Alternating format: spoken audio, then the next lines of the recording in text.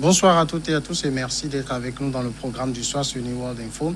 Nous commençons tout de suite avec le décryptage de l'actualité. Ce soir, on va parler du Malawi où l'opposant Lazarus Chakwera est le vainqueur de la présidentielle. L'opposant Lazarus Chakwera a été proclamé samedi vainqueur de la présidentielle par la commission électorale du Malawi. Il a prêté serment dimanche 28 juin. Il est officiellement crédité de près de 60% des suffrages face au sortant Peter Mutharika, dont la réélection l'an dernier avait été annulée pour cause de fraude massive, mais ce dernier dénonce à son tour des fraudes et son parti appelle à réorganiser un troisième scrutin. La bataille électorale n'est donc pas terminée. Nous en parlons tout de suite avec notre éditorialiste Mamadou Diouf. Bonsoir Mamadou Diouf. Bonsoir Samuel. Est-ce qu'on peut parler d'une surprise dans la victoire de l'opposant Lazarus Chakwera? Non, on ne peut pas parler de surprise puisque lors des premières élections organisées en 2019, la différence de voix entre lui et l'ancien président Mutharika était de 160 000 voix. Et bien sûr, il y avait plein de requêtes qui avaient été introduites contre des fraudes.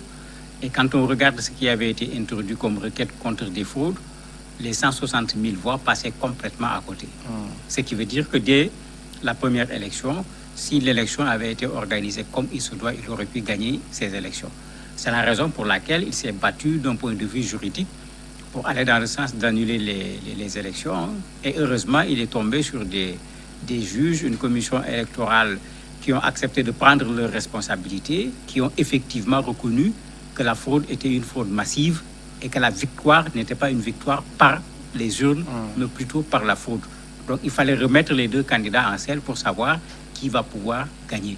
Donc, il était possible parfaitement qu'il puisse gagner ces élections quand on regarde les résultats des élections de 2019. La décision de la Cour avait surpris au Malawi parce que ce n'est pas courant sur le continent. Bien sûr, pas au Malawi seulement, ça avait surpris partout. Mais je crois que c'est l'Afrique qui bouge. C'est comme ça qu'il faut l'appeler, ou bien c'est l'Afrique qui gagne. Ça montre que contrairement à ceux qui veulent que l'Afrique reste un continent où rien ne bouge, les gens restent toujours dans des anciennes pratiques qui ne permettent pas au continent de se développer, les choses changent. Il ne faut pas qu'on oublie que la même chose s'est passée au Kenya. C'est la deuxième fois qu'on le voit. Espérons qu'il y en aura des troisièmes et des quatrièmes fois, tant que les élections vont être des élections où la fraude devient à la limite la marque des élections. C'est également un des moyens pour faire en sorte que nos élections soient de véritables élections. Mais il ne faut pas oublier que ces gens ont dû, les juges ont dû se retrouver avec des gilets pare-balles puisqu'on les a menacés de mort et tout, mais ils ont tenu à dire le droit. Et c'est tout à l'honneur d'abord du Malawi, mais ensuite du continent africain. Lazarus Chakwera, qui est-il? C'est un ancien pasteur, puisque c'est comme ça qu'il se présente, bien que c'est comme si l'ancien là n'est pas très loin, parce que quand il parle, on sent encore le pasteur qui est en train de parler. Il a déjà été candidat aux élections. Ce n'est pas en 2019 seulement qu'il est allé aux élections. Il était allé aux élections également en 2014. Il n'avait pas gagné ces élections-là. Il est connu, il est au niveau du parti, le MCP, qui était l'ancien parti unique au niveau du Malawi. Mais quand il est arrivé, bien des caciques, comme d'habitude, quand le parti perd le pouvoir, beaucoup de gens s'en vont. Il a réorganisé ce parti pour se retrouver à la tête du parti. De formation, il est philosophe et théologien, d'où son statut de pasteur. Et il a fait sa campagne en insistant sur la question de la pauvreté, la lutte contre la corruption, etc. Est-ce que c'est quelqu'un qui a l'expérience des affaires politiques? L'expérience des affaires politiques, non. C'est là où ses adversaires tapent sur lui, puisque même quand on lui a posé la question, pasteur, qu'est-ce que vous venez faire en politique? Il a donné une réponse de pasteur. Il a dit que c'est un appel divin. C'est Dieu qui lui a dit, je ne te retire pas comment on appelle encore ça, ton ministère, mais je veux plutôt élargir ton ministère pour que tu diriges toute la nation. Et il y a cet aspect que certains commencent à dénoncer en disant, attendez, est-ce que demain, quand il doit finir son mandat, il ne va pas dire que c'est Dieu qui a demandé qu'on prolonge les mandats, etc. Il y a un peu cet aspect que certains soulèvent. L'autre aspect, effectivement, les gens disent, bon, il n'a pas une expérience gouvernementale en tant que tel. Il est plus connu comme pasteur que comme quelqu'un qui a géré des gens dans le sens d'une citoyenneté, pas dans le sens de fidèle à l'intérieur d'une église. Mais à mon avis, ce n'est pas une raison suffisante. Quand on veut devenir un homme d'État, on peut créer les conditions pour l'être. Alors, comment est-ce que le Malawi a pu confier sa destinée à un novice? En fait, c'est l'éternel problème que nous avons dans une bonne partie de nos pays. À un certain moment, il y a une sorte de ras-le-bol par rapport à ceux qu'on devrait considérer comme étant des hommes d'État, des hommes politiques, des hommes ayant une certaine expérience. Souvent, c'est eux qu'on a vus dans les scandales, c'est eux qui ont promis, vous leur avez remis le pouvoir, vous avez vu tout le contraire de ce qui avait été promis, c'est eux qui ont dénoncé un pouvoir où la famille est un peu partout. Quand ils arrivent au pouvoir, ils font exactement la même chose. Ça fait que parfois, l'électorat africain est désorienté. Parce que ceux qu'on devait considérer comme des hommes d'État, il a été député, il a été ministre, il a été ceci, on peut dire, mais il a gravi les échelons. Il peut devenir président de la République. Parfois, à chaque échelon, il a traîné des casseroles. Ça fait que souvent, il y a celui qui sort, j'allais dire, de nulle part, qui vient tenir un discours tout nouveau, surtout un discours anti-système où on remet en cause tout, alors que c'est ce que les gens faisaient chacun intérieurement. On se dit, mais voilà le Messie qui vient d'arriver, il a compris notre ras-le-bol, il a compris notre remise en cause, voilà celui qui va nous permettre d'atteindre ce que nous voulons. C'est quand même assez risquant d'un point de vue politique qu'on arrive comme ça à la présidence de la République dans un pays, mais c'est les circonstances politiques dans nos pays qui expliquent une telle situation. Comment s'est-il bâti cette popularité qui lui permet aujourd'hui d'être président de la République du Malawi? En fait, il s'est appuyé sur un parti qui existait. Ça, ici, il ne faut pas qu'on l'oublie. Ce n'est pas quelqu'un qui est venu créer un parti politique, commencer à zéro, comme on dit. Il est venu trouver l'ancien parti qui était au pouvoir avant la démocratisation. Dans cet ancien parti, les caciques et autres avaient quitté le parti. Il a travaillé à réorganiser ce parti. Donc, il n'est pas allé seul, il n'est pas descendu sur le terrain tout seul. Si lui, il n'a pas une certaine expérience, d'un point de vue politique, d'un point de vue électoral, ce parti en avait déjà.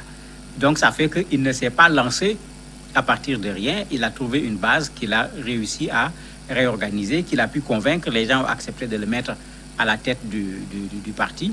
C'est pourquoi il a été le candidat du parti en 2014 d'abord. Il a fait campagne.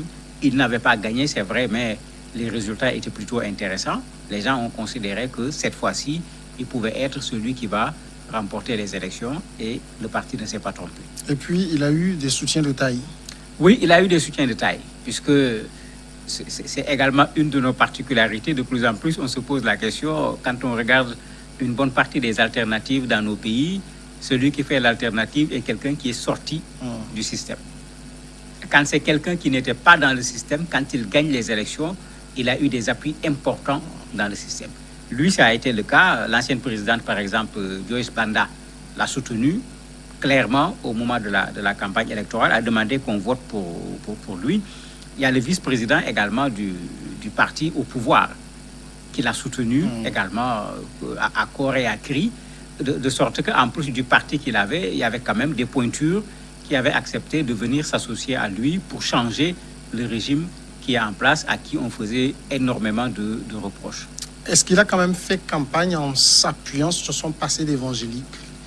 On sentait cela dans la campagne. Par exemple, tous les meetings se terminaient par des prières. Quand vous regardez la fin du meeting, vous avez l'impression qu'on est dans un temple, ce n'est pas la campagne électorale.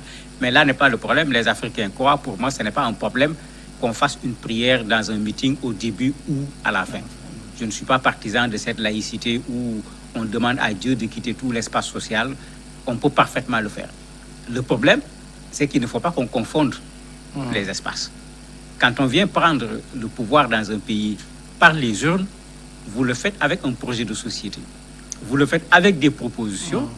Et demain, ceux qui avaient voté pour vous vont vous réclamer la réalisation de ce que vous aviez proposé. Et bien sûr, Dieu ne pourra pas être utilisé comme alibi en ce moment, comme on l'aurait pu faire dans une maison de Dieu en disant que non, Dieu n'a pas voulu que ça se fasse comme ci ou comme ça. Ceux qui ont voté pour lui peuvent être encore les premiers à voter contre lui. Je crois que là, le fait qu'il soit un évangéliste ne change rien à la question. Quand tu vas dans l'espace public, tu viens dans l'espace public. Et dans l'espace public, on répond, on rencontre, on est obligé de réaliser ce qu'on a promis, parce qu'à la fin, il faut venir présenter un bilan. Et c'est vous qui allez faire le bilan, ce n'est pas votre bilan que vous allez faire avec Dieu qui va intéresser les populations en ce moment. Lazarus Chakwera ne sera-t-il pas un autre Pierre Nkurunziza? J'espère que non. Je crois qu'ils ne sont pas loin, et je crois qu'il a vu l'expérience avec le président Nkurunziza qui avec pratiquement amené une sorte de sacralisation de son pouvoir qui n'a servi à pas grand-chose. Quand il quittait ce monde, la population burundaise, c'était plutôt la pauvreté. Les 3/4 de la population étaient en dessous du seuil de la pauvreté. On a vu ce qu'il a fait avec le coronavirus, qui très certainement finalement l'a emporté, puisque c'est ce que tout le monde dit, alors qu'il avait garanti à la population qu'il n'y avait aucun risque, puisque c'est Dieu même. Et effectivement, il a raison, quand Dieu protège les gens, il n'y a plus de risque, mais de quel Dieu il parlait, c'est ça le problème. C'est pourquoi je disais tout à l'heure, il faut qu'il sache dans quel domaine il se trouve. Même sa déclaration, je disais que la presse lui a reproché quand il dit que Dieu a élargi son ministère. La première réaction de la presse, c'était de dire aux gens, ce n'est pas un ministère, c'est la nation. Mais lui, il considère qu'on a élargi son ministère pour qu'il dirige la nation. Les gens n'ont pas manqué de faire la remarque pour lui dire, attention pasteur, ici, c'est la République, ce n'est pas le temple. De quel Malawi hérite-t-il? Un Malawi pas très mal en point, mais pas très bon point également. Ça, il faut le dire. Le Malawi fait partie des pays en Afrique qui essayent un peu de sortir de cette Afrique où rien ne bouge.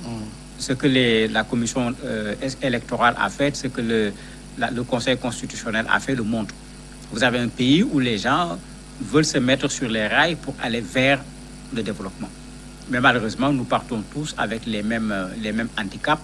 Des indépendances jusqu'à aujourd'hui, tout ce qui devait être capitalisé et sur quoi on devait se fonder aujourd'hui pour tendre vers le développement, malheureusement, souvent, ça n'a pas été capitalisé. Pendant longtemps, le Malawi a connu ce que tous les pays africains ont connu avec un parti unique, la Gabégie, etc.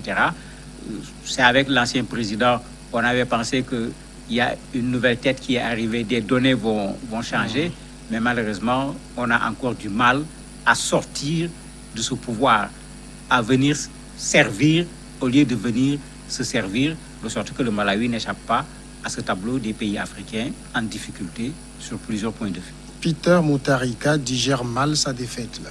Tout à fait, il n'a pas accepté la défaite, il a même repris la procédure judiciaire.